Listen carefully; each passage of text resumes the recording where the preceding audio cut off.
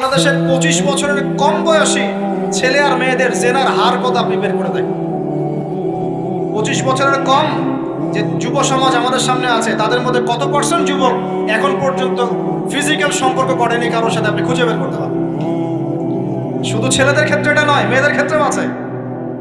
এই যে honours life পার করার আগেই বহু মেয়ে সতীত্ব নষ্ট করে ফেলছে, বহু ছেলে সতীত্ব নষ্ট করে ফেলছে। কথাগুলো কি রাগ করছেন? আমি আপনাদের ভাই এবং আমি আপনাদেরকে মহব্বত করি। আমরা জেনার পথে যাব না, আমরা হালাল সম্পর্কে থাকবো ইনশাআল্লাহ। যখন আপনি জেনায় চলে যাবেন আপনার কলব থেকে আল্লাহর নূর নষ্ট হয়ে যাবে। এটা এমন একটা পাপ যেটা করার পর মানুষ আল্লাহর সামনে মাথা তুলে দাঁড়াতে পারে না, লজ্জায় চোখ নেমে যায়, ইবাদতে স্বাদ পায় না। যখন হারাম সম্পর্কে, ফ্রি মিক্সিং এগুলোতে মানুষ থাকে, ইবাদতে মানুষ স্বাদ পায় না। দিনের পর দিন ইবাদত করে মনোযোগ আসে না, মন লাগে না, চোখ দিয়ে একটু পানি বের হয় না, আল্লাহর জন্য কাঁদতে পারে না, কারণ মনের মধ্যে তো নূর নাই। আর যখন একটা মেয়ে বেপরদায় থাকে, অনেক ইবাদত করলেও তার এই বেপরদায় থাকার কারণে সমাজের বহু মানুষের চোখের জেনা হয়ে যায়। এতে করে ওই সব মানুষের পাপের ফল এই মেয়েটাকে ভোগ করতে হয় এবং মানুষের চোখের বদনজর লাগে, ওই মেয়ে অসুস্থ হয়ে পড়ে মানসিকভাবে, শারীরিকভাবে। আমি আমাদের যুবক ভাই এবং যুবতীদের বোনদেরকে রিকোয়েস্ট করব, আল্লাহর ওয়াস্তে চরিত্রটাকে পবিত্র রাখার চেষ্টা করুন। আল্লাহ পাক তৌফিক দান করবেন। এই যুবককে আল্লাহ পাক আরশের ছায়া দিবেন যে একটা মেয়েকে পেয়েও আল্লাহর ভয় তাকে ভোগ করে নাই। আল্লাহ পাক এরকম যুবক ঘরে ঘরে তৈরি করবেন। তাহলে কি করবেন ভাই? হালাল উপার্জনের ব্যবস্থা করবেন, ব্যাস সরাসরি বিয়ে করে ফেলবেন। পরিবারকে বোঝানোর চেষ্টা করবেন, না বুঝলে আন্দোলন শুরু করবেন যে আমি জেনা করতে চাই না, আমি বিয়ে করতে চাই, বিয়ে আমার দেওয়ানি লাগবে, এইরকম। ব্যাস তারপর দেখবেন বাপ মা কেমন করে বিয়ে না দেয়। আল্লাহ সাহায্য করবে ইনশাআল্লাহ। আল্লাহ আমাদের যুবক ভাইদেরকে চরিত্র হেফাজত করার স্বার্থে বিয়েকে সহজ করে দিন। আমি আবার কাউরে নিয়ে পালায় যায় না, ওই কাজ করতে যায় না কিন্তু আবার, ঠিক আছে? কারণ এভাবে কোর্টে গিয়েও যদি একটা মেয়ে বিয়ে করে, এই বিয়ের জায়েজ না জায়েজ নিয়ে অনেক কথা আছে। অতএব এইসব ঝুঁকির মধ্যে যাবেন না, বাসায় বোঝানোর চেষ্টা করবেন। আরেক শ্রেণীর ব্যক্তি আছে যাদেরকে আল্লাহ পাক আরশের ছায়া দিবেন। তারা কারা? যারা গোপনে আল্লাহকে স্মরণ করে কাঁদতে পারে। এখন এই দুটো হাদিসের মধ্যে যুবকদের অবস্থান কি পেয়েছেন? আচ্ছা, আরেকটা শোনাই এবার। নবী সাল্লাল্লাহু আলাইহি ওয়াসাল্লাম বলেছেন 5টা জিনিস আসার আগেই 5টা বিষয়কে মূল্যায়ন করো। 1, তোমার বার্ধক্য আসার আগেই তোমার যৌবনকে মূল্যায়ন করো। যৌবনের গুরুত্ব পেলেন তো এবার? তোমার মওত আসার আগেই তোমার জীবনকে মূল্যায়ন করো। অসচ্ছলতা আসার আগেই সচ্ছলতাকে মূল্যায়ন করো। অসুস্থতা আসার আগেই সুস্থতাকে মূল্যায়ন করো।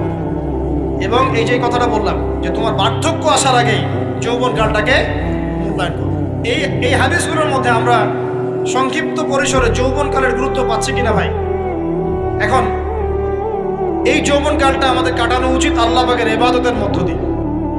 এই যৌবনকালটা আমাদের কাটানো উচিত কয়েকটা বিষয়ের মধ্য দিয়ে। তার মধ্যে আমি 10টা পয়েন্ট আপনাকে বলবো। কয়টা ভাই? 10টা। 1, এই যৌবনকালে সবার আগে আমাদের কর্তব্য হচ্ছে দ্বীনের ইলম অর্জন করা। কি করা ভাই? দ্বীনের ইলম অর্জন বলতে আমি কি বোঝাচ্ছি? দ্বীনি ইলম অর্জন বলতে আপনাকে আমি বোঝাচ্ছি যে কমপক্ষে কোরআনটুকু তেলাওয়াত করতে শিখুন, হাদিসগুলো পড়তে শিখুন, ইসলামী বইপত্র পড়াশোনা করুন, পাশাপাশি জেনারেল সাবজেক্টগুলোও পড়াশোনা করুন। এদিকে আপনি এগিয়ে যান, এদিকেও এগিয়ে যান, দুই দিকে আগাতে থাকেন। এর পাশাপাশি বরেণ্য ওলামায়ে কেরামদের সোহবতে থাকার চেষ্টা করেন। যারা রিনাউন্ড এবং বরেণ্য ওলামায়ে কেরাম, তাদের সোহবতে থাকার চেষ্টা করেন। ইলম অর্জনের অনেক ধাপ আছে। শুরু করেন কোরআন তেলাওয়াত দিয়ে, তারপরে আস্তে আস্তে হাদিসে যান, কোরআনের তাফসিরে যান, ইতিহাস পড়েন, ইসলামের ইতিহাস পড়েন, ইসলামিক অর্থনীতি পড়েন, রাসূলের জীবনী সিরাত পড়ে দেখেন, ইসলামিক ফিকহের বইগুলো পড়ে দেখেন। আস্তে আস্তে গ্র্যাজুয়ালি আপনি সামনে যাবেন। এই সিলেবাসটা আপনি কোত্থেকে পাবেন? এই সিলেবাসটা দেখবেন প্রত্যেক জেলায় জেলায় বরেণ্য কওমি ওলামায়ে কেরাম আছেন না, তাদের সাথে পরামর্শ করবেন, আপনাকে সুন্দর সিলেবাস করে দিবে ইনশাআল্লাহ। এইভাবে আপনি পড়াশোনা করবেন এবং ওস্তাদের সাথে থেকে পড়াশোনা করবেন। একা একা সব কিছু করা যায়? একা একা সব কিছু করা যায় না। একটা সিলসিলা লাগে, একটা ওস্তাদের সোহবত লাগে নাকি? একা একা কি কোরআন সুন্নাহ সব বুঝে ফেলতে পারবেন আপনি, তাই মনে হয়? কখনোই না। অতএব বরেণ্য আলেমদের সোহবতও লাগবে, আবার আপনার চেষ্টাও লাগবে। আল্লাহ পাক তৌফিক দান করুন। এই যৌবনকালের প্রথম কাজ কি ভাই? ইলম অর্জন করা। 2 নাম্বার, এই যৌবনকালে আমরা যে পরিমাণ ফিজিক্যালি ফিট থাকি, শরীরে শক্তি থাকে, উদ্যম থাকে, আমাদের বয়সটা 40-50 হয়ে গেলে সেটা থাকবে না, থাকবে? অতএব এই যৌবনকালে বেশি বেশি ইবাদত করতে থাকেন, আল্লাহ পাক তৌফিক দান। এই যৌবনকালে 5 ওয়াক্ত নামাজ তো পড়বেনই, এর পাশাপাশি নফল নামাজগুলো পড়ার চেষ্টা করবেন। এর পাশাপাশি আপনি চেষ্টা করবেন তাহাজ্জুদের ওয়াক্তে একটু নামাজ পড়ার জন্য, কমপক্ষে 2 রাকাত, কমপক্ষে 2 রাকাত, অ্যাটলিস্ট 2 রাকাত নামাজ তাহাজ্জুদের সময় পড়ার চেষ্টা করি। আল্লাহ আমাকে তৌফিক দেখ, আপনাদের সবাইকে তৌফিক দান। ওই সময় আপনি যে দোয়াই করবেন আল্লাহর কাছে কবুল হবে ইনশাআল্লাহ। যে দোয়াই করবেন আল্লাহ কবুল করবেন ইনশাআল্লাহ, যদি আপনার রিজিকটা কি হয়? হালাল হয়। হারাম রিজিক দিয়ে ইবাদত কবুল হয়? হারাম রিজিকের দোয়া কবুল হয়? কবুল হয় না। 3 নাম্বার, এই যৌবনকালে আমরা রাসূলের সুন্নতের উপর বেশি আমল করবো ইনশাআল্লাহ। করা যাবে ইনশাআল্লাহ? তাহলে নিয়াত করতে পারি যে ইনশাআল্লাহ চেহারাগুলো পরিবর্তন হবে। চেহারা পরিবর্তন মানে কি? হ্যাঁ, রাখা যাবে না? এখনো গজায় নাই। প্রত্যেক সপ্তাহে আপনাকে নবীর সুন্নতের উপর এরকম করে কুরবানি এবং জবাই করতে কে বলেছে? নবী সাল্লাল্লাহু আলাইহি ওয়াসাল্লামের সুন্নতকে জবাই করাটা কি ভালো কাজ? হ্যাঁ বলেন তো। আমরা তো এমন অনেক নাপিত ভাইদেরকে চিনি যারা এই ধরনের বক্তব্যগুলো শুনে আলহামদুলিল্লাহ জীবন পরিবর্তন করেছেন। তার দোকানে লিখে দিয়েছেন এখানে চুল কাটা হয়, দাড়ি শেভ করা হয় না। খুশি হন নাই? মুসলিমদের কথা বলছি, অমুসলিমদেরকে নিয়ে আমাদের চিন্তা নাই তো? চিন্তা আছে। একটা কথা মনে রাখবেন, একটু কথাটা মনের কান দিয়ে শোনেন। দাড়ি হচ্ছে একমাত্র ভিজিবল সুন্নত। দাড়ি হচ্ছে একমাত্র ভিজিবল সুন্নত। ভিজিবল মানে কি? যা দেখা যায়। দাড়ি একমাত্র ভিজিবল সুন্নত, দৃশ্যমান সুন্নত, যেটা নিয়ে আপনি আমি কবরে যাবো ইনশাআল্লাহ। আর কোন সাইন দেখে বোঝার বুদ্ধি নাই এই ব্যক্তি কত বড় মুসলিম, কত বড় সুন্নতের পাবন ছিল। খালি কপালের সেজদার দাগ আর চেহারার দাড়ি বাকি থাকবে। কথা বুঝতে পারছেন ভাই? নিয়াত করা যায় একটু দাড়ি ছেড়ে দিব, নাকি দাড়ি রাখলে চাকরি পাবেন না? দাড়ি রাখলে মেয়ে দিবে না নাকি? যে মেয়ে দাড়ি রাখলে বিয়ে করতে চায় না তাকে বিয়ে করারও দরকার নাই। আর দাড়ি রাখলে যে চাকরি আপনাকে ছাড়তে হয় ওই চাকরিও করার দরকার। চাকরির মধ্যে সব রিজিক আপনার মনে হয়? রিজিকের সবচেয়ে বড় অংশ আছে কিসের মধ্যে? বিজনেসের মধ্যে। যারা বিজনেস করে তাদের আন্ডারেই লক্ষ লক্ষ মানুষ চাকরি করে। বাংলাদেশে যে ইকোনমিক সিস্টেম, এই ইকোনমিক সিস্টেমের মূলে কারা জানেন? ব্যবসায়ীরা। কারা? বড় বড় ব্যবসায়ীরা। এমন অনেক ব্যবসায়ী আছেন যাদের একজনের যাকাতের টাকা দিয়ে একটা গ্রামে মানুষকে খাওয়ানো যায়। বিশ্বাস করছেন? ইকোনমিক তো আমার সাবজেক্ট, আমরা পড়েছি, পড়াশোনা করেন, দেখেন। বিজনেস, এরপরে আছে ক্রিয়েটিভ কোনো প্রজেক্ট, এমন কোনো প্রজেক্ট যেটা এখন পর্যন্ত কেউ লঞ্চ করে নাই। এখন অনলাইনে অনেকে আয় করেন না, আজকে থেকে 20 বছর আগে মানুষ এটা করেছিল। এখন অনেক মানুষ বাহির থেকে পড়াশোনা করে দেশে এসে এই যে ডেইরি প্রজেক্ট করছে, পোলট্রি করছে, নতুন নতুন অনেক প্রজেক্ট করছে না? কৃষিভিত্তিক অনেক কাজ করছে। তারা কি সচ্ছল না? আমি একজন ভাইয়ের কথা জানি যিনি আলহামদুলিল্লাহ আল্লাহর এই অধম বান্দার ওয়াজ শুনে সুদের চাকরি ছেড়ে দিয়েছিলেন। চাকরি ছেড়ে দিয়ে তিনি চায়ের বিজনেস শুরু করেন, চায়ের বিজনেস। তো ইদানিং জানলাম তিনি এখন মানুষকে টাকা ধার দেন। মাশাআল্লাহ, তিনি এখন মানুষকে টাকা ধার দেন চায়ের ব্যবসা করেই। আর আমাকে তো এখনো মানুষের কাছে হাত পাততে হচ্ছে। কথা বুঝতে পারেন নাই? আল্লাহ পাক তাকে সুদ ছেড়ে দেওয়ার জন্য সচ্ছল করে দিয়েছেন। এই ওসিলা দিয়েই তিনি সচ্ছল হয়েছেন আলহামদুলিল্লাহ। রিজিক কার হাতে? বিশ্বাস করেন রিজিক আল্লাহর হাতেই। আল্লাহ পাক চাইলে আপনাকে বেহিসাব রিজিক দিবেন ইনশাআল্লাহ। অতএব সুন্নতকে বিসর্জন দিয়ে নয়, সুন্নতে থাকেন, আল্লাহ পথ খুলে দিবেন ইনশাআল্লাহ। আল্লাহ পাক তৌফিক দান করুন। যুবক ভাইদেরকে বলছিলাম, তাহলে প্রথম কাজ আমাদের ইলম অর্জন করা। তারপরে কি ভাই? নামাজের পাবন্দ হওয়া, আর নামাজ ফরজের পাশাপাশি নফলগুলোও চর্চা করা। 3 নম্বর বলেছি রাসূলের সুন্নতের উপর একদম ইস্তেকামা, দৃঢ়ভাবে আমল করা। আর সুন্নত শিখতে হলেই তো 3 দিনের জন্য বেরিয়ে যান, 7 দিনের জন্য, 40 দিনের জন্য বেরিয়ে যান। সুন্নত শিখিয়ে আপনাকে বাসায় পাঠাই দেবে ইনশাআল্লাহ। পড়াবে না? অনেক মানুষ মনে করে যে তাদের ওখানে গেলে আমার আকীদা নষ্ট হয়ে যাবে। হ্যাঁ, তাই না? তারা বিভ্রান্ত, হ্যাঁ, নাউজুবিল্লাহ। স্বপ্নে পাওয়া ধর্ম, অনেকে টিটকারি মারে, স্বপ্নে পাওয়া ধর্ম। এইসব ব্যাঙ্গের ছাতার মতো আদর্শের দিকে মুখ ফিরাবেন না। মাকবুল জামা, যেগুলো মাকবুল জামা, ক্লাসিক্যাল ইসলামের মধ্যে থাকেন, আপনি বিভ্রান্ত হবেন না। তারা আপনাকে কখনো খারাপ কাজে আদেশ করেছে? কত চোর ডাকাত মদখোর মানুষ সেখানে গিয়ে 5 ওয়াক্ত নামাজি হয়ে গেছে, সুদের ব্যবসা ছেড়ে দিয়েছে, মাদক ছেড়ে দিয়েছে, আল্লাহর ওলি হয়ে গেছে, আলহামদুলিল্লাহ। তো আপনাকে তারা সুন্নত শিখিয়ে বাসায় পাঠিয়ে দিবে। এছাড়া আপনি অন্যভাবে শিখতে চলে শিখবেন, সমস্যা কি? যদি মাদ্রাসায় পড়ার তৌফিক থাকে তাহলে পড়বেন। সবাই কি মাদ্রাসায় পড়ার তৌফিক পাবে? পাবে না। নিঃসন্দেহে কিছু মানুষ তৌফিক পাবে, কিছু মানুষ হয়তো পাবে না। যারা পাবে না তারা দিন শিখবে কিভাবে? এভাবেই তো শিখবে। সুন্নতের উপর আমল করতে হবে, এটা সবচেয়ে বড় কথা। আল্লাহ পাক আমাদের সবাইকে সুন্নাহর উপর আমল করার তৌফিক দান। 4 নাম্বার, ভাই, যৌবনকালে আমরা আমাদের সময়গুলোকে মূল্যায়ন করবো ইনশাআল্লাহ। কথা বুঝতে পারছি ভাই? সময় মূল্যায়ন কেমন? আপনার দিন রাতের একটা রুটিন থাকবে, এলোমেলো লাইফ লিড করবেন না। এই যে আমরা, আল্লাহ মাফ করুক, আমরা এখন 3টায় 2টায় 4টায় ঘুমাই, 12টা 1টা 2টায় উঠি, নাউজুবিল্লাহ। এতে করে কি আমাদের রুটিন লাইফটা ঠিক আছে? আমাদের খাওয়ার ঠিক নাই, আমাদের ঘুমের ঠিক নাই, আমাদের মানে খাবারের যে অভ্যাস, খাদ্যাভ্যাসে ঠিক নাই। আমরা একটু খেলাধুলা আগে করতাম, সেটাও এখন করি না। সারাদিন ফোন নিয়ে বসে থাকি, আর এই যে ইউটিউব ফেসবুকে বসে থাকি। গোল হয়ে বসে লুডো খেলে, গোল হয়ে কি করে? লুডো খেলে, অনলাইনে গেমস খেলে, অনলাইনে পাবজি খেলে, ফ্রি ফায়ার খেলে। আগে তো তাও ছেলে পেলে একটু ফুটবল খেলতো, ক্রিকেট খেলতো, আমরাও তো খেলেছি। ওই সময় তাও আলহামদুলিল্লাহ আমাদের ফিজিক্যাল ফিটনেস অনেক ভালো ছিল। এখন ওগুলো বাদ দিয়ে যে মানুষ পর্নোগ্রাফি দেখছে, লুডো খেলছে, পাবজি খেলছে, ফ্রি ফায়ার খেলছে, সারাদিন অনলাইনে বসে অথর্বর মধ্যে বসে আছে, এটা কি ভালো হচ্ছে? এজন্য অ্যাটলিস্ট ফজরের নামাজ পড়ে, জিকির আজগার করে, পড়াশোনা করে, আধা ঘন্টা 1 ঘন্টা একটু খেলাধুলা করলে কি সমস্যা? একটু ফুটবল খেলেন, দৌড়াদৌড়ি করেন, জগিং করেন, একটু ব্যায়াম করেন। আল্লাহ পাক আপনাদের যৌবনে বরকত দান করুন, আমিন। এই কাজগুলো করতে হবে কিনা? ভালো না খারাপ? করেন। আর নিয়মতান্ত্রিক লাইফ লিড করবো আমরা, নিয়মতান্ত্রিক। আমার জীবনে একটা রুটিন থাকবে, এই রুটিনের বাইরে যাব না। পড়াশোনার রুটিন থাকবে, খেলার বা এক্সারসাইজ রুটিন থাকবে, খাওয়া দাওয়ার রুটিন থাকবে, দাওয়ার রুটিন থাকবে, আমি আলেমুল আমাদের কাছে যাবো, এই রুটিন থাকবে। একটা রুটিন লাইফ লিড করবেন, এলোমেলো জীবনযাপন করবেন না। আল্লাহ পাক আমাকে তৌফিক দান করুন, আপনাদের সবাইকে তৌফিক দান। কয়টা বলেছি ভাই? বলেন। 6 নাম্বার, যৌবনকালে সবচেয়ে বেশি বেঁচে থাকবো নারীর ফিতনা থেকে। কি থেকে ভাই? যৌবনকালে সবচেয়ে বেশি বেঁচে থাকবো কি থেকে? একটা হাদিস বলি, নবী সাল্লাল্লাহু আলাইহি ওয়াসাল্লাম বলেছেন, মা তারাকতু বা'দি ফিতনাতান আদাররু আলা রিজালি মিনান নিসা। আমি আমার পরে, নবীজি বলছেন, আমি আমার পরে পুরুষদের জন্য নারীদের চেয়ে ভয়ঙ্কর কোনো ফিতনা রেখে যাই নাই। কেমন ফিতনা?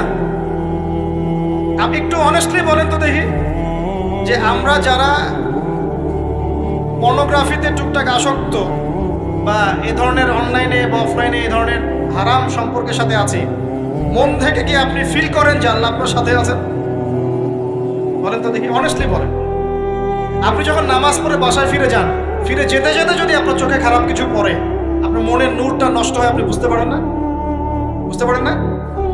যখন আপনি এরকম হারাম কোনো সম্পর্কে আছেন, নাউজুবিল্লাহ, আপনার মনটা যে শক্ত হয়ে গেছে, আপনি বুঝতে পারেন না?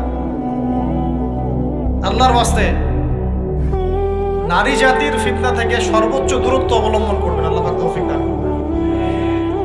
কি করবো তাহলে আমরা? ওই যে বলেছি, হালাল সম্পর্ক করতে পারলে হালাল, যদি করতে না পারি সবর করবেন। কি করবেন?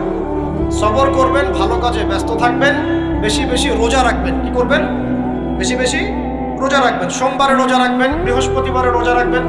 এভাবে আপনি আপনার জীবনটা গুছিয়ে নেন, আল্লাহ পাক প্রবৃত্তিকে নিয়ন্ত্রণ করার ক্ষমতা দিবে ইনশাআল্লাহ।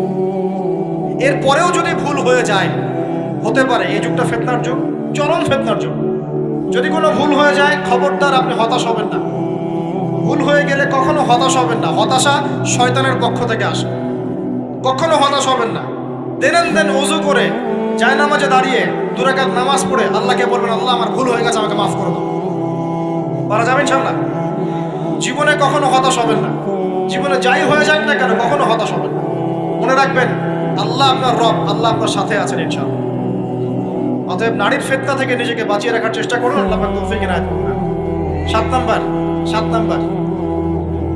নাম্বারটা হচ্ছে এই সমাজ আপনাকে যেভাবে শেখায়, কিভাবে শেখায়, এই যে স্কুল, কলেজ, ইউনিভার্সিটি, চাকরি, বিয়ে, সন্তান প্রতিপালন, আর তারপর ইন্না লিল্লাহি ওয়া ইন্না ইলাইহি রাজিউন, এই তো শেখায় নাকি?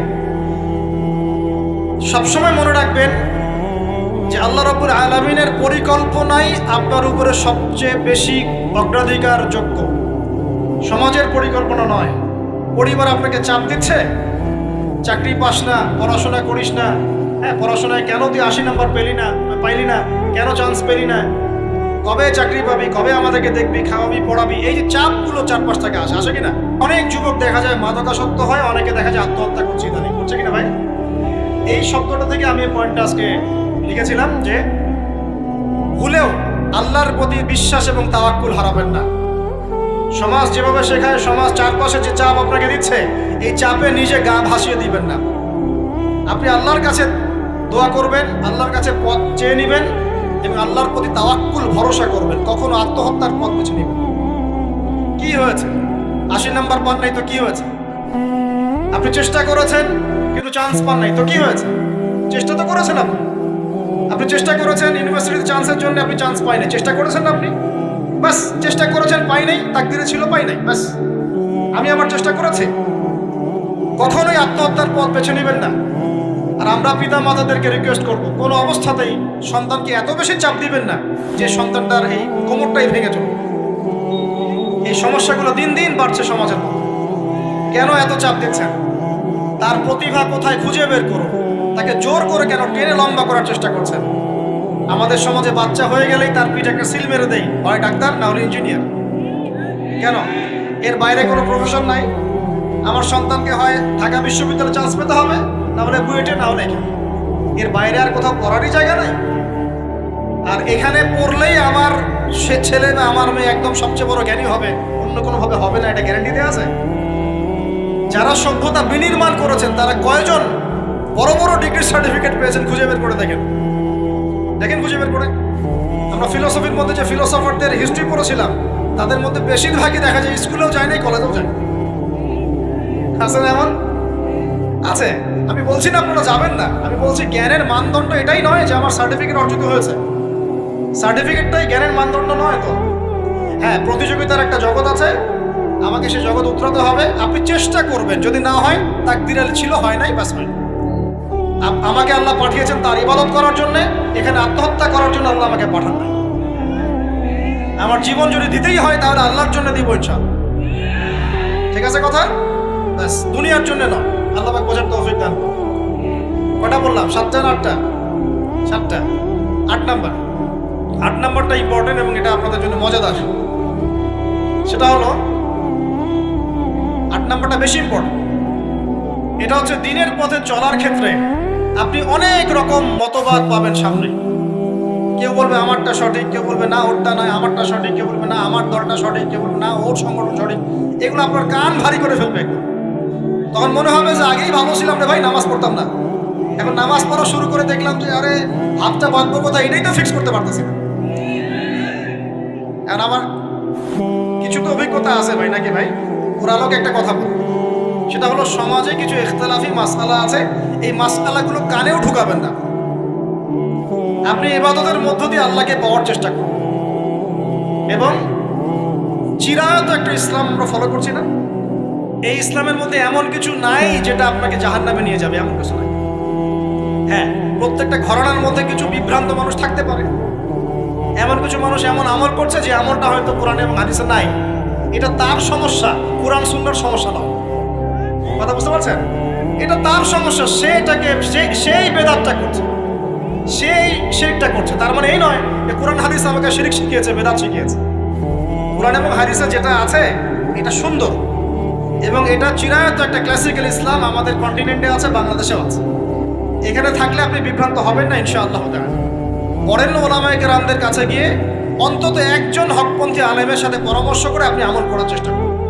আর যে বিষয়গুলো নিয়ে ইখতিলাফ আছে এগুলো নিয়ে সমাজে মত পার্থক্য সৃষ্টি করে সমাজটাকে বিভক্ত করতে যায় না, আল্লাহর ওয়াস্তে।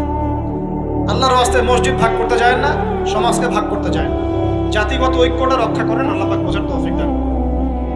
আর যদি মানুষের মধ্যে খারাপ কিছু দেখি, ওই খারাপ কিছু বিষয়টা আমি এড়িয়ে যাবো। আর কোনটা ভালো কোনটা খারাপ আমি বুঝবো কিভাবে? আমি 10 জন আলেমের সাথে পরামর্শ করবো, বাস। আমি এত বড় আলেম নই, তাহলে আমি 10 জন আলেমের সাথে পরামর্শ করবো যে হুজুর এই বিষয়টা চলছে, এটা সম্পর্কে আসলে বিষয়টা কি। একটা ঘরানার দিকে কখনো আপনি সাম্প্রদায়িকভাবে বায়াস্ট হয়ে যাবেন না। আপনি আপনার চিন্তাটাকে লিবারেল রাখবেন, হকটা যেখানে পাবো সেটা নিব ইনশাআল্লাহ। এমন নয় যে উনি বলেছেন বলেই হক, আর কারোটা নিব না, ওনারটাই নেব, এভাবে চিন্তা করবেন না। হক যেখানে আছে সেখানে যাবেন আপনি ইনশাআল্লাহ। আল্লাহ পাক আমাদেরকে বোঝার তৌফিক দেন। আর যে ইখতিলাফগুলো আছে এগুলো নিয়ে সমাজকে বিভক্ত করতে যায় না, মতানৈক্য নিয়েই ঐক্য হবে ইনশাআল্লাহ তাআলা। আল্লাহ পাক আমাদেরকে এই কথাটা বোঝার তৌফিক দেন। আর শেষের দুটো হলো, যৌবনকালে আমরা আমাদের পরবর্তী জীবনের প্রস্তুতি গ্রহণ করবো ইনশাআল্লাহ। কারণ বার্ধক্যের জীবনে আপনি কিন্তু এই কাজগুলো এখন করতে পারছেন, সেগুলো পরে পারবেন না।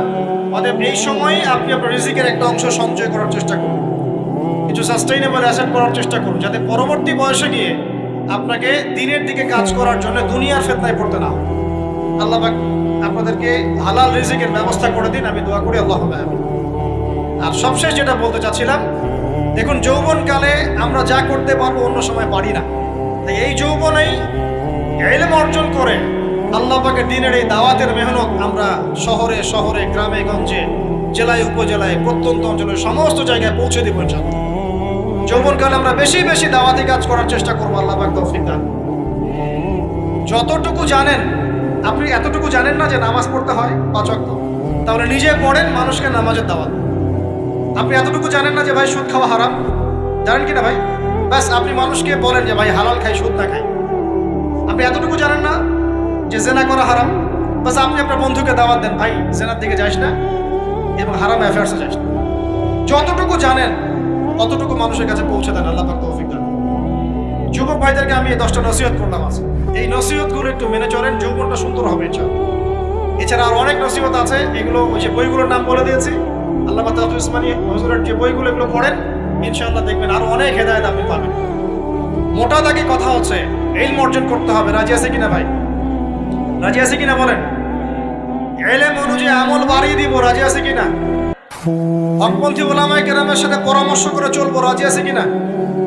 আমরা যৌবনকালে হালাল রিজিক অন্বেষণের চেষ্টা করবো, রাজি আছে কিনা? যৌবনের সময়কে বিন্যাস করে চলবো, এলোমেলো জীবনযাপন করবো না, রাজি আছে কিনা? নারীদের ফিতনা থেকে বেঁচে থাকার চেষ্টা করবো, রাজি আছে কিনা? আগামী দিনের জন্য, ইসলামকে এগিয়ে নেওয়ার জন্য দাওয়াতের মেহনত করবো, রাজি আছে কিনা? আচ্ছা, এখন আসেন, এগুলো আমাদের করণীয় ছিল না, আমাদের যুবকরা এখন করছে কি সেটা? আমাদের যুবকরা এখন কিশোর গ্যাং করছে। কিশোর গ্যাং কি করছে? আপনাদের পরিবারের কর্তা যারা আছেন তাদেরকে আমি একটু রিকোয়েস্ট করবো, আপনার সন্তানের দিকে খেয়াল রাখেন। আপনার সন্তানকে যত ছোট মনে করছেন, আপনার সন্তান এখন এত ছোট নয়। কিশোর বয়সে সে এমন পাপও করে ফেলেছে যা আপনি এখনো করেন নাই। কিশোর বয়সে এমন এমন পাপ করা তার শেষ যা আপনি এখনো চিন্তাও করতে পারেন। অতএব সন্তানকে শুধু গায়ে গতরে বড় করলে হয় না। আমরা যে সন্তানকে মানুষ করার জন্য নিজের ঘাম ছেড়ে দিচ্ছি, মানুষ করার অর্থ হচ্ছে ওর আত্মাটাকে গড়ে তোলা, দেহটাকে গড়ে তোলা নয়, তার আত্মাটাকে গড়ে তুলুন। সন্তান থেকে খেয়াল রাখেন। ঢাকা শহরে কিশোর গ্যাংয়ের দৌরত্বে টেকা যাচ্ছে না, রাস্তাঘাটে ছিনতাই করছে, মাদক সেবন করছে, মানুষের সম্পদ মোবাইল দুপ করে কেড়ে নিয়ে দৌড় দিচ্ছে, এক গ্যাং আরেক গ্যাংয়ের সাথে মারামারি করছে। এগুলো শিখছে কোত্থেকে? এগুলো শিখছে আপনার ওই যে অপসংস্কৃতি দেখে দেখে। পশ্চিম থেকে, আমাদের পার্শ্ববর্তী থেকে অনেক অপসংস্কৃতি ঢুকছে ভিতরে, ওটা দেখে দেখে দেখে দেখে শিখছে কি করতে হয় না। 2টা গ্যাং তৈরি করছে এবং সিনেমাতে যেমন দেখানো হয় সে নিজেকে ওই রকম করে চিন্তা করা শুরু করছে। এই কনসেপ্টগুলো মানুষ পাচ্ছে কোথায়? নাটক সিনেমা থেকে পাচ্ছে। একটা দল ক্রিয়েট করেছে, সে সেই দলের নেতা হয়েছে, আরেক দল তাকে মারতে আসছে, সে আবার তাকে মারতে যাচ্ছে। এই যে জিনিসগুলো, এগুলো নাটক সিনেমায় দেখানো হচ্ছে না। যুবকরা শিখছে কোত্থেকে এগুলো? বাংলাদেশের মেয়েদেরকে একসময় শেখানো হয়েছে তুমি সুন্দর না, তুমি কি না, তাদের মনে ঢোকান তুমি সুন্দর না, আরো সুন্দর হতে চাও, আরো সুন্দর হতে চাও, এই ক্রিম মাখো, সুন্দর হয়ে যাবে। এই একটা কনসেপ্ট ঢুকিয়ে দিছে মাথায়, তুমি সুন্দর না, তোমাকে আরো সুন্দর হতে হবে। আল্লাহ তোমাকে যে সৌন্দর্য দিয়েছেন এটা যথেষ্ট না, অন্যরা আরো অনেক বেশি সুন্দর, তুমি সুন্দর না, এই ক্রিম মাখো সুন্দর হবে। এই করতে করতে করতে ক্রিমের ব্যবসা শুরু হলো, বাণিজ্য, সবকিছুর পিছনে কি থাকে? বাণিজ্য, আর কিচ্ছু না। তারপর শুরু হলো যে পার্লার, অমুক ক্রিম তমুক ক্রিম, অমুক সোনো, এই সেই, বাস মেয়েরা পাগল হয়ে গেল। ব্যাস নতুন নতুন আমরা আমাদের সংস্কৃতি ধারণ করে যে কাপড় চোপড়গুলো পরি, কিছু মানুষ শেখালো এর চেয়ে এই ফ্যাশনটা ভালো, এটা পরো। ব্যাস ঈদে ঈদে নতুন নতুন ফ্যাশন আসা শুরু করো। আর পাঞ্জাবি পায়জামা পরা তো আমাদের বাপদাদাদের শুনলো, বাঙালিদেরই শুনলো। সব বাদ দিয়ে এখন আমরা কি শুরু করছি দেখেন তো। তো এগুলো কিন্তু মিডিয়া দিয়ে আপনাদেরকে ঢোকানো, মিডিয়ার থ্রু দিয়ে। আমরা দেখছি এখন যুবকরা, বহু যুবক মাদকাসক্ত হয়ে যাচ্ছেন, হচ্ছেন কি না? কিসের এত হতাশা ভাই? কি হয়েছে? আপনার গার্লফ্রেন্ড আপনাকে ছেড়ে চলে গেছে? তা গেছে না, হয়তো কি হয়েছে ভাই? কি হয়েছে? গার্লফ্রেন্ড ছেড়ে চলে গেছে তো কি হয়েছে? আল্লাহ পাকের জমিনে কি মেয়ের অভাব নাকি? 40 জন নারীর দায়িত্ব একটা ছেলেকে নিতে হবে সে জামানায়, মানে মা, বোন, ফুপু, খালা, স্ত্রী, এই সব মিলে 40 জন কাঁধে কাঁধে উঠে যাবে। এখন ঘরে ঘরে মেয়েদের সংখ্যা বাড়ছে না? নবীজি বলেছেন শেষ জামানায় মেয়েদের সংখ্যা বাড়বে, ছেলেদের সংখ্যা কমবে। কমছে কিনা ছেলেদের সংখ্যা? এখন হয়তো এভারেজ 100, 104, পরে দেখবেন আরো বেড়ে গেছে। শুধু আমেরিকার হিস্ট্রি ঘেটে দেখেন, ওখানে ছেলে মেয়ের অনুপাতটা কেমন। কমছে সব জায়গাতে, আরো সামনে কমবে। তো একজন গার্লফ্রেন্ড আপনাকে ছেলে চলে গেছে, বাস জীবনটা উৎসর্গ করে দিতে হবে তার জন্য। এখন কি ফেন্সিডিল, গাঁজা, ইয়াবা এগুলো সেবন করতে হবে? আপনাকে কে সৃষ্টি করেছেন ভাই? কি উদ্দেশ্যে? প্রথমে কি একটা বলেছে, কি উদ্দেশ্যে? আমাকে আল্লাহ পাঠিয়েছেন দুনিয়াতে নামাজ পড়তে, রোজা রাখতে, দিনের প্রচার করতে, দিনের জ্ঞান অর্জন করতে, এই তো। তা আমি একজন মেয়ের জন্য জীবন নষ্ট করে দিব কেন? আমি তাহলে আল্লাহর কাছে কি মুখ দেখাবো আর নবীর কাছে কি মুখ দেখাবো? ওখানে গিয়ে বলবো আল্লাহ আমি আমার অমুক প্রেমিকার জন্য আশেক হয়ে একদম জীবন দিয়ে দিয়েছি, আত্মহত্যা করেছি। গেছে ভাই, যাইতে দেন। যে ব্যক্তি আপনার অবস্থানকে মূল্যায়ন করে নাই, সে আপনার যোগ্য ছিল না। এখন আপনি কি করবেন? নিজের অবস্থান উন্নত করেন, আপনার পিছনে লাইন ধরে ঘুরবে।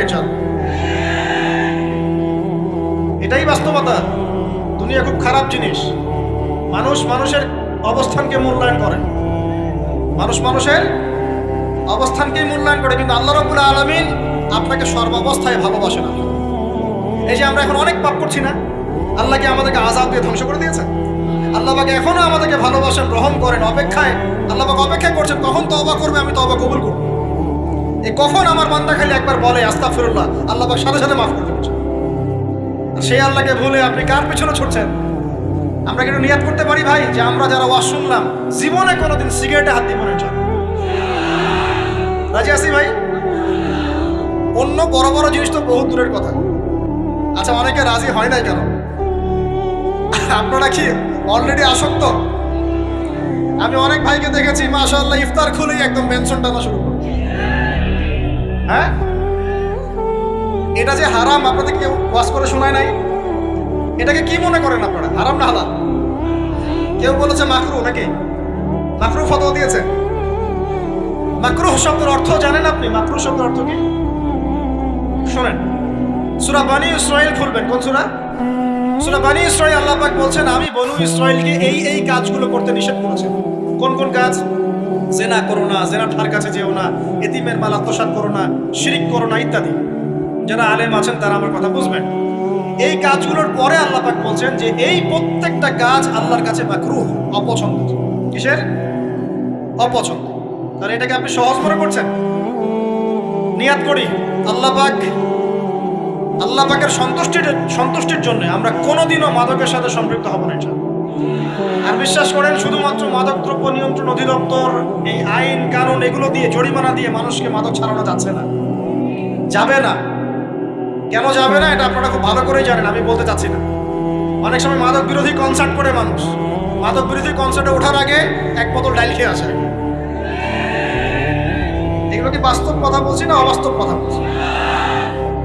আমাদের যুবক ভাইরা কোশ্চিন কেন মাদকের ধার কাছে যাবেন না। একটা হাদিস খালি মনে রাখেন, একটা, এই হাদিসটা মনে রাখেন। নবী সাল্লাল্লাহু আলাইহি ওয়াসাল্লাম বলেছেন, কেউ যদি মাদকদ্রব্য সেবন করে তার 40 দিনের নামাজ কবুল হবে না। সিগারেট একটা খেয়েছি, 40 দিন নামাজ নাই। এরপর যদি সে তওবা করে আল্লাহ মাফ করে দিবে। আবার যদি মাদক খায় আবার 40 দিন কবুল হবে। যদি আবার তওবা করে আল্লাহ মাফ করে দিবে। আবারও যদি খায় আবারও 40 দিন কবুল হবে না, আবারও তওবা করলে আল্লাহ আবার মাফ করে দিবে। চতুর্থবার সে যদি মাদক খায়, আল্লাহ রসুল সাল্লাল্লাহু আলাইহি ওয়াসাল্লাম বলছেন আল্লাহ পাক কিয়ামতের মাঠে তাকে তিনাতুল খাবাল পান করাবেন। কি পান করাবেন? তিনাতুল খাবাল। সাহাবীরা বললেন ইয়া রাসূলুল্লাহ এটা কি? তিনাতুল খাবাল কি? নবী সাল্লাল্লাহু আলাইহি ওয়াসাল্লাম বলছেন এটা হচ্ছে জাহান্নামীদেরকে আযাব দেওয়ার পর তাদের রক্ত মাংসের যে পুঁজ বের হবে, এই যে ড্রিঙ্কস, জাহান্নামের হার্ড ড্রিঙ্কস, এই ড্রিঙ্কসের নাম হলো তিনাতুল খাবাল। আল্লাহ পাক আমাদের সবাইকে মাদক থেকে বাঁচিয়ে রাখুন। হতাশা মাদক দিয়ে দূর হয় না। হতাশা দূর হবে, বলে দিব, 3টা জিনিস, মাত্র 3টা। কয়টা ভাই? 1, 5 ওয়াক্ত নামাজ। 1 কি? নামাজে আপনি ওযু করে সিজদা দেন, ইনশাআল্লাহ আপনার মনে প্রশান্তি না আসলে আমাকে এসে বলেন যে আসলে। চোখের পানি, মনের আবেগ যা আছে আপনার ভিতরে, কষ্ট, দুঃখ, যন্ত্রণা সব আল্লাহকে ঢেলে দিবেন ইনশাআল্লাহ। নিজের আবেগ ধরে রাখবেন এখানে, আপনি আল্লাহর জন্য ঢেলে দিবেন। মানুষকে আবেগ দেখা কি লাভ? মানুষ আপনার চোখের পানির মর্ম বুঝবে? মানুষ কি মানুষের চোখের পানির মর্ম বোঝে? আপনার পিতা যদি মারা যায় আমার কাছে এসে দোয়া চান, কান্নাকাটি করে, আমি দোয়া করতে পারবো কিন্তু আমি কিন্তু আপনার ফিলিংসটা বুঝতে পারবো। আপনার অনুভূতি কে বুঝতে পারবেন? আল্লাহ পাক আপনার ঘাড়ের রগের চেয়েও কাছে আছে। সুবহান সুবহান, আল্লাহ পাক ঘাড়ের রগের চেয়ে কাছে আছে। গতকালকে বাংলাদেশের একজন বরেণ্য আলেমের সাথে একটা কনফারেন্সে ছিলাম।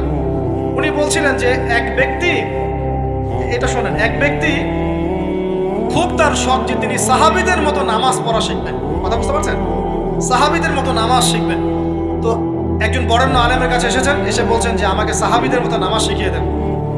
তখন সেই আলেম আরেকজন আলেমের সন্ধান দিয়েছেন, যে তুমি তার কাছে যাও, তিনি শেখাবেন। তো সেই ব্যক্তি একটু অবাক হয়েছেন, কারণ যাকে প্রশ্ন করেছিলেন তিনি অনেক বড় মুহাদ্দিস, আর যার কাছে পাঠানো হচ্ছে তিনি অত বড় মুহাদ্দিস নন, কিন্তু আবেদ, আমল করেন। তাকে গিয়ে বলছেন উনি আমাকে পাঠিয়েছেন সাহাবীওয়ালা নামাজ শিখিয়ে দেন। তখন তিনি বলছেন ঠিক আছে, সুন্দর করে ওযু করে আসো, সুন্দর করে ওযু করে আসো।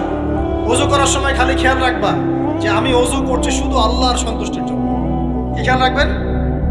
ওযু করছি শুধু আল্লাহকে রাজি খুশি করার জন্য ওযু করছে, আর কোনো উদ্দেশ্য নাই আমার। ওযু করতে যাচ্ছে, তিনি আবার বলছেন দাঁড়াও, শুধু আল্লাহকে রাজি খুশি করার জন্য ওযু করো। আবার শুরু করছেন, আবার বলছেন শোনো, শুধু আল্লাহকে রাজি খুশি করার জন্য ওযু করো। এভাবে বলতেই আছেন। নামাজে দাঁড়িয়ে আছেন, দাঁড়ানোর আগে বলছেন শোনো, শুধু আল্লাহকে রাজি খুশি করার জন্য নামাজ পড়ো। বলতেই আছেন। এক পর্যায়ে সে ব্যক্তি নামাজ শুরু করলো, নামাজে মনোযোগ এদিক ওদিকে যায়, আর তার মাথায় এটা আসে, এই শুধু আল্লাহকে রাজি খুশি করার জন্য আমাকে নামাজ পড়তে হবে, শুধু আল্লাহকে রাজি খুশি করার জন্য নামাজ পড়তে হবে। এই চিন্তা তার মনের মধ্যে ঘুরপাক খাচ্ছে। এভাবে নামাজটা সে শেষ করেছে। শেষ করে চিন্তা করছে যে নামাজ তো পুরোপুরি মনোযোগ দিতে পারলাম না। বারবার মাথার মধ্যে এরকম চিন্তা আসছে, আল্লাহ আমাকে তো মাফ করে দাও, নামাজটা আমার মনে হলো না ঠিক মতো। তখন সে ফিরে এসে তার সে ওস্তাদকে বলছেন আমার তো নামাজ এরকম করে পড়লাম, কিন্তু শেষমেশ মনে হলো যে নামাজটা হয়তো কবুল হয় নাই, আল্লাহর কাছে খুব মাফ চাইলাম, আল্লাহ আমাকে মাফ করে দাও, নামাজটা মনে হলো না। তখন সেই যে প্রথম ব্যক্তি যিনি পাঠিয়েছেন তিনি বলছেন এটাই হলো সাহাবীওয়ালা নামাজ। তারা আল্লাহকে রাজি খুশি করার জন্য নামাজ পড়তেন, নামাজ শেষ করে আল্লাহর কাছে ইস্তেগফার করতেন, আল্লাহ কিছুই হলো না, কিছুই হলো না। আমার কথা কি বুঝতে পারছেন? অতএব আল্লাহকে রাজি খুশি করার জন্য আপনি আপনার আবেগ, আপনার ইবাদত সব ফেলে দিবেন, অন্য কারো কাছে কিছু পাওয়ার আশা করেন। অতএব নামাজ আপনার মাদকের দিকে যাওয়া লাগবে না, নামাজই আপনার হতাশা দূর করে দেবে ইনশাআল্লাহ। 2 নাম্বার আমল হচ্ছে কোরআন তেলাওয়াত। যে ব্যক্তি কোরআন তেলাওয়াত করতে পারে নিয়মিত, তার মনের মধ্যে এই হতাশা, এই ভীরুতা, এই কাপুরুষতা কিচ্ছু আসবে না ইনশাআল্লাহ। আমি গ্যারান্টি দিচ্ছি আপনাকে, হতাশা আসবেই না আপনার মনে যদি আপনি কোরআন বুঝতে পারেন। কোরআনের একটা আয়াত নিয়ে কোনো সময় দেখা যায় 2-3 ঘন্টা সময় পার হয়ে যাচ্ছে, আয়াতটা ছেড়ে সামনে যেতে পারছি না। কোরআনের ভিতরে ঢুকলে আপনি দুনিয়ায় ভুলে যাবেন কি হচ্ছে আশপাশে। আমি এমন অনেক আলেমকে দেখেছি যে একটা বই, পাতলা একটা বই, আরবি বই নিয়ে পড়া শুরু করেছেন, যে ফজরের পরে জোহরের ওয়াক্ত হয়ে যাচ্ছে, বইটাই শেষ করতে পারেননি। বুঝতে পারবেন? যখন আপনি ইলমের ভিতরে ঢুকে যাবেন, কোরআনের ভিতরে, হাদিসের ভিতরে, আপনার দুনিয়ার খেয়ালই নাই। একজন আলেম তিনি এক রাত্রে একটা বই লিখেছিলেন, চটি বই, এক রাত্রের মধ্যে। বলা হচ্ছে, তার সম্পর্কে বলা হচ্ছে যে রাতের খাবার তাকে দেয়া হয়েছে যে আপনি এটা খেয়ে নেন।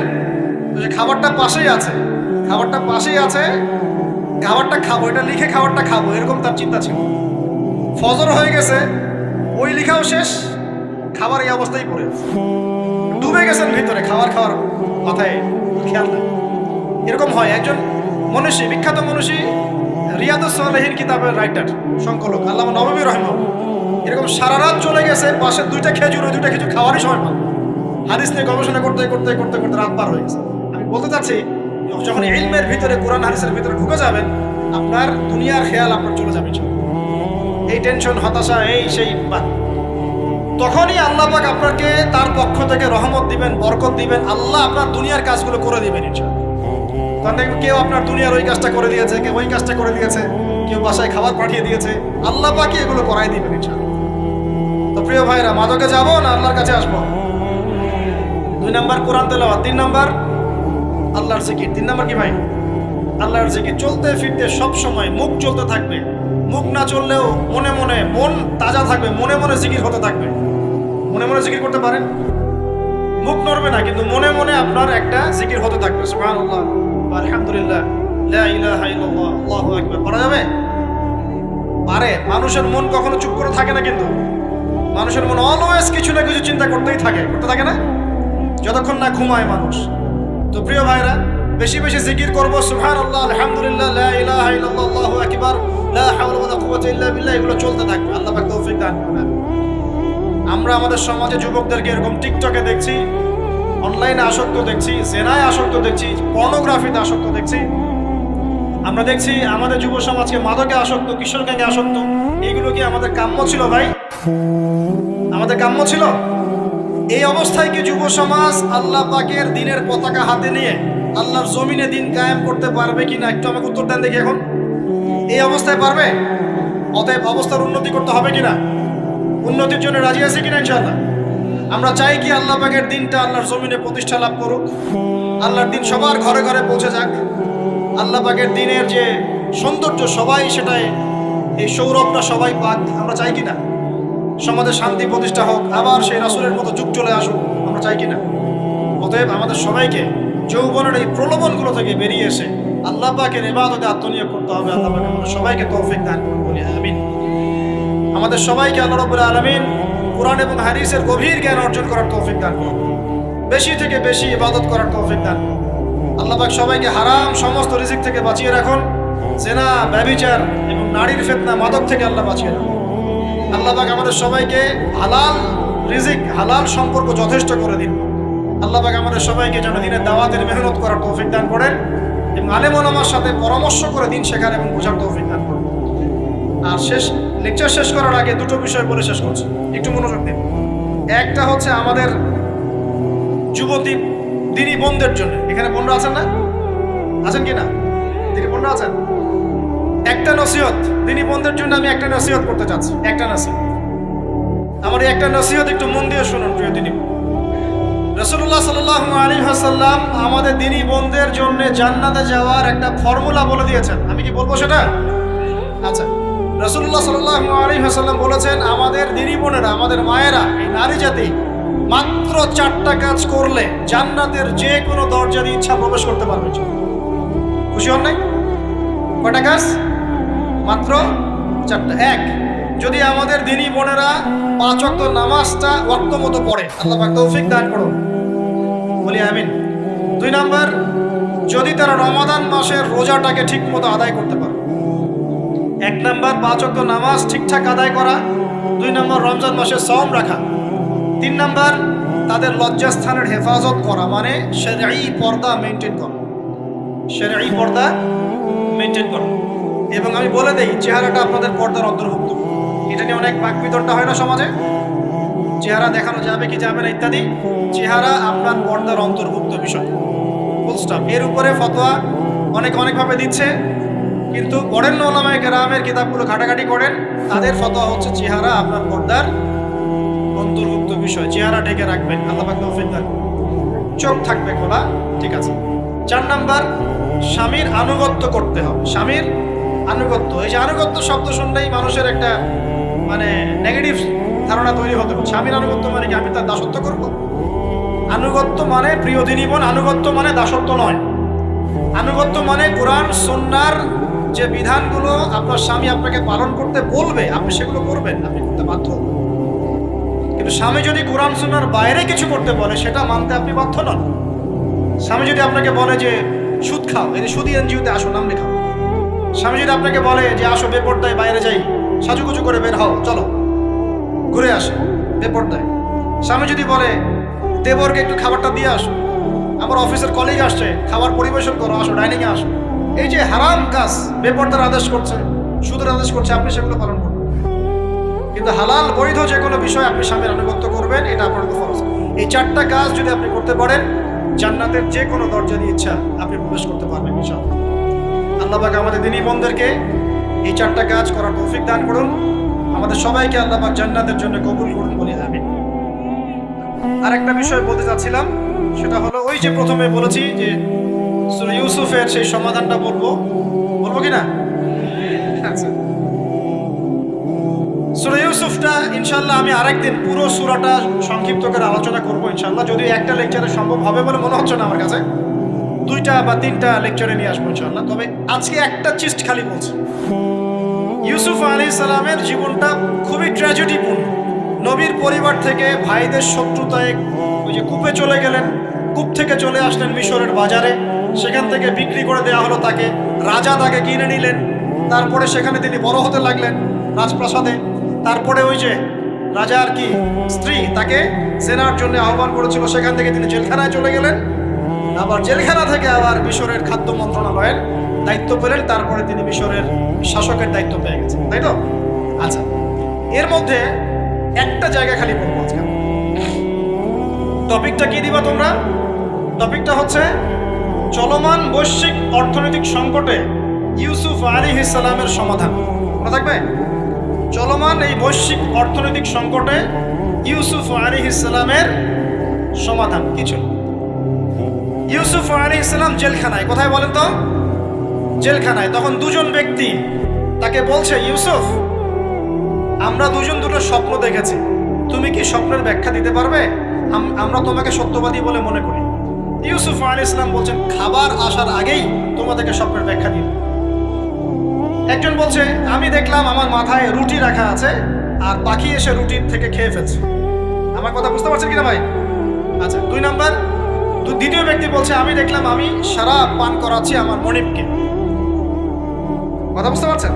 এখন ইউসুফ আলাইহিস সালাম বলছেন, তুমি যে শরাব পান করাচ্ছ মনিবকে, তোমাকে অতি সত্বর মুক্তি দেওয়া হবে ইনশাআল্লাহ। আর যার মাথার উপর থেকে রুটি খেয়ে নেওয়া হচ্ছে তাকে শুলদণ্ড দেওয়া হবে, মৃত্যুদণ্ড দেওয়া হবে। কি বললেন? একজনকে দেওয়া হবে মৃত্যুদণ্ড, একজন কি হবে? ছাড়া পাবে। আর যাকে মনে হলো যে ছাড়া পাবে, ইউসুফ আলাইহিস সালাম বললেন, তুমি যখন ছাড়া পাবে তোমার মনিবের কাছে, মালিকের কাছে আমার কথা বলো, আমার কথা আলোচনা করো। কিন্তু শয়তান তাকে ভুলিয়ে দিল, সে আর কথা বলতে পারবে। আরো কয়েক বছর চলে গেল, ইউসুফ আলাইহিস সালাম তখনও জেলেই আছে। একদিন এই রাজা স্বপ্ন দেখলেন। কি স্বপ্ন দেখলেন? যে 7টা পাতলা পাতলা গাভী, মোটা মোটা 7টা গাভীকে খেয়ে ফেলছে। 7টা কি গাভী? জীর্ণ শীর্ণ গাভী, 7টা মোটা তাজা গাভীকে খেয়ে ফেলছে।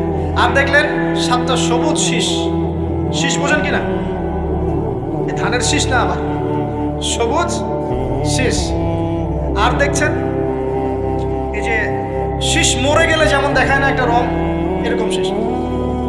এখন রাজা খুব চিন্তিত হয়ে পড়লেন যে আসলে এই স্বপ্নের কি ব্যাখ্যা। তিনি সবাইকে ডেকে বললেন, স্বপ্নের ব্যাখ্যা কি তোমরা জানো? তখন রাজ্য পরিষদের এই যে এমপি মন্ত্রী যারা আছে তারা বলছে, না এটা কি স্বপ্ন, এটা একটা বাজে স্বপ্ন, উৎকট স্বপ্ন, আমরা এটার মানে জানি না। আমরা হলো তাই তো বলতাম নাকি ভাই? কিন্তু ওই ব্যক্তি স্মরণ হয়ে গেল যে ছাড়া পেয়েছে, আরে ইউসুফ তো স্বপ্নের ব্যাখ্যা দিতে পারে। দৌড়ে গেলেন তিনি জেলখানায়। ইউসুফ, আইয়ুহাস সিদ্দিক, হে সত্যবাদী নবী ইউসুফ, আমাকে কি এই স্বপ্নের ব্যাখ্যা বলতে পারবেন? 7টা জীর্ণ শীর্ণ গাভী 7টা মোটা তাজা গাভীকে খেয়ে ফেলছে। ইউসুফ আলাইহিস সালাম এই স্বপ্ন শুনে বললেন, ইউসুফ আলাইহিস সালাম শুধু স্বপ্নের ব্যাখ্যাই দিলেন না, বরং এই স্বপ্ন যে সত্য এটা তিনি বিশ্বাসও করলেন। এই স্বপ্ন একটা সমস্যাকে নির্দেশ করছে এটাও বুঝে ফেললেন, এই সমস্যার সমাধানও তিনি দিয়ে দিলেন। বলেন সুবহানাল্লাহ। আমার কথা বলছেন, ইউসুফ আলাইহিস সালাম স্বপ্নের ব্যাখ্যা দিচ্ছেন না, বরং স্বপ্নটা যে সত্য তিনি মেনে নিচ্ছেন এবং এই স্বপ্নের ফলে একটা সামনে খারাপ সময় আসতে যাচ্ছে এটা তিনি বিশ্বাস করছেন এবং এর সমাধান তিনি জাতিকে দিচ্ছেন। ইউসুফ আলাইহিস সালাম বলছেন, তোমাদের সামনে 7 বছর দুর্ভিক্ষ হবে। কি হবে বলেন? 7 বছর। সারা বিশ্বের অর্থনৈতিক প্রেক্ষাপট একটু বিবেচনা করেন তো, যে আমরা একটা খারাপ সময় টিকে যাচ্ছি না আস্তে আস্তে, এবং নীরব একটা দুর্ভিক্ষ সারা ওয়ার্ল্ডে চলছে না?